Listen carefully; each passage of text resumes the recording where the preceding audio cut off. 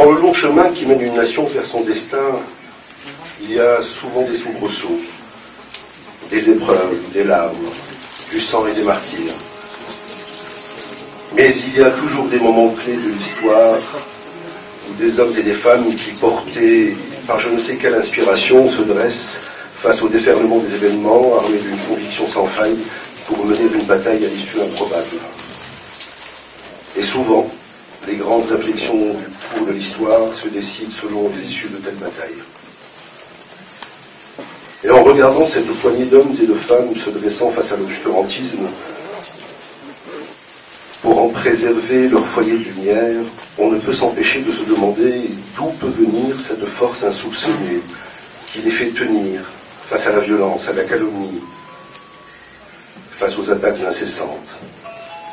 D'où leur vient cette volonté inoxydable, leur permettant de résister au harcèlement, à la menace et à l'ignominie, eux qui sont pourtant si frêles en apparence. C'est justement de cela que parle le livre d'Habib Meder. Il nous parle de l'une de ces batailles dont l'histoire de notre pays se souviendra pour des décennies à venir. Peut-être, si notre cause finit par triompher, s'en souviendra-t-on pendant plus longtemps encore. Dans une tribune publiée dans le magazine Opinion du mois de novembre 2012, j'ai comparé les événements de la Manouba à la bataille des Thermopyles en 480 avant Jésus-Christ.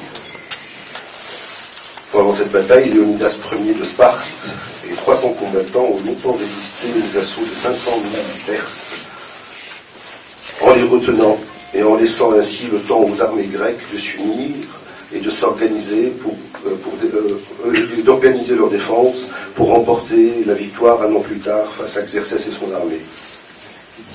Loin de moi, bien évidemment, de prédire ou encore moins de souhaiter le sort de Léonidas et de ses 300 dans les amis de Manouba. Je pense maintenant pour après-demain, c'est je pense un enjeu important, un moment important pour l'histoire de l'état de droit en Tunisie.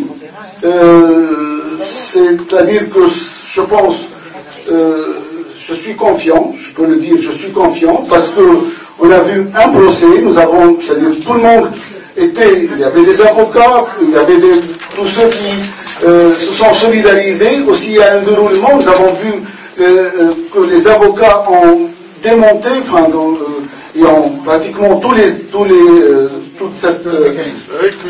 récusé tout ce mécanisme de cette affaire montée de toutes pièces concernant la gifle qui n'a jamais existé, et que les médecins, le conseil de l'ordre des médecins avait auditionné le médecin en question, qui a lui-même reconnu n'avoir jamais vu cette fille, donc n'avoir jamais vu. Bon,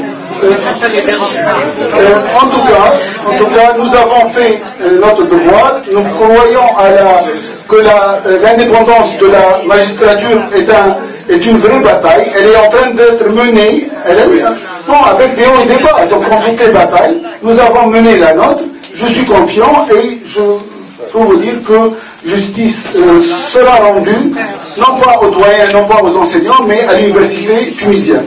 Merci.